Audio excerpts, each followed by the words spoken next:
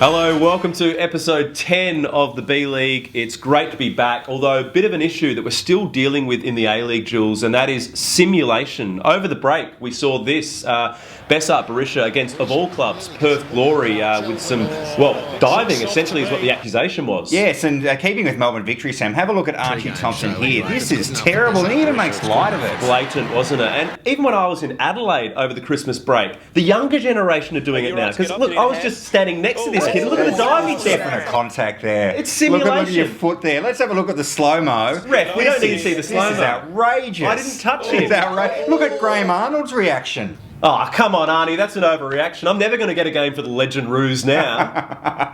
Speaking of kids, though, Sam, we're always looking to innovate here at the B-League, make football more exciting for the next generation. That's right, and that's why we've registered the domain name Big Bash Soccer. We're serious about this. This is the future of the game. Check it out. Sick of boring soccer games with no goals that go on and on and on for 90 minutes? Well, a revolution is coming. One that involves heaps of pyrotechnics and cheerleaders in highly flammable lycra outfits. Big Bash Soccer! 2 45-second halves and an exclusive 2-second red food concert every time there's a throw-in. Let's get ridiculous! Big Bash Soccer! If a goal isn't scored within 9 seconds, see a penalty shootout in a cage with UFC fighters. See balls equipped with a timer and small explosive device encouraging players to pass quicker.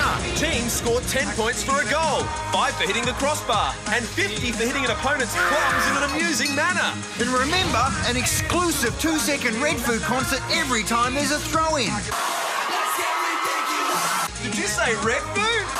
Let's get ridiculous! Yes!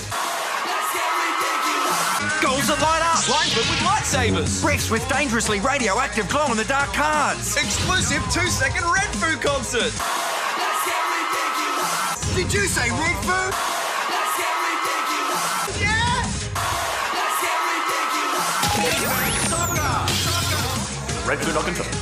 I'd love your ideas. If you've got some ideas for how we can contribute to Big Bash Soccer, send them through at the B-League. While we're away, Sam, the other big news was Madame Tussauds unveiled Tim Cahill's wax figure. Have a look at this. The likeness is uncanny. Well done. But, Jules, there was another unveiling at Madame Tussauds this morning which didn't go as smoothly as Timmy's. Yeah, Manny Muscat's wax figure. Have a look at this. Slightly disfigured. I wonder if they're going to find the culprit. I wonder. I have heard that Roy O'Donovan's been banned from Madame Tussauds for 8 weeks, so eventually they'll find him, I'm sure. Now it's time for the Sir Robert Cornthwaite Medal, Sam, for online excellence. We've got a runner-up this week. Old mate Dougie Schindler actually revealed to us what Stefanuto got for Christmas. Yeah, he got a man bun fedora, which is surely going to catch on in 2016. Yeah. It's going to be the big craze. So thank you to Dougie for sending that through. But Jules, there can only be one winner. That's right. Tony Brown was watching the LFC Legends game last night and noticed KGJ's high-tech head and wrote, "We knew he was too good to be human. We agree with you, Tony Brown, and here's your personalised message from the man himself."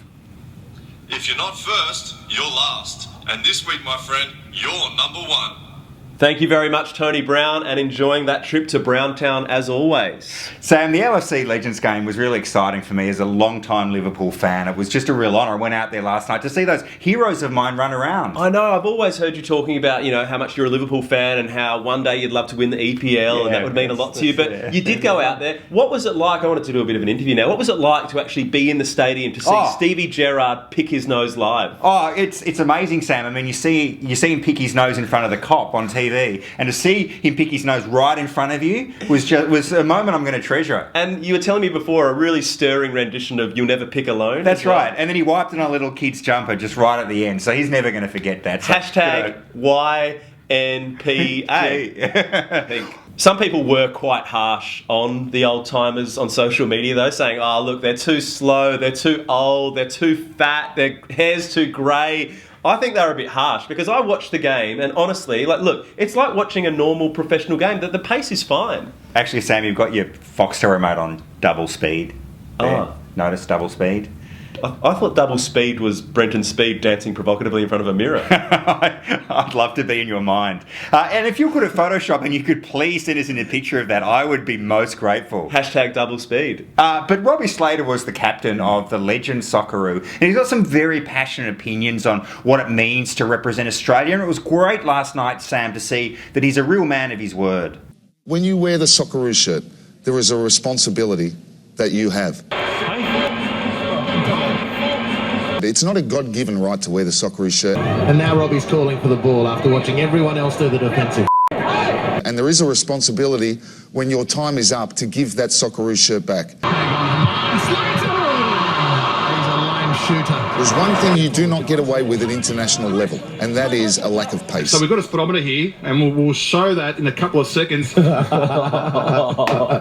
Well played, Robbie Slater. And you know what, don't worry about what people say. You know, haters going to hate, Slater's gone slate. And look, at the end of the day, out of all those players, Liverpool fans aren't going to like this. You're the man who has an EPL winners medal. Okay, it's time to wrap up the episode, Sam. So as we always say, good night, B-Leaguers. And good night, EPL winner, Robbie Slater. This is the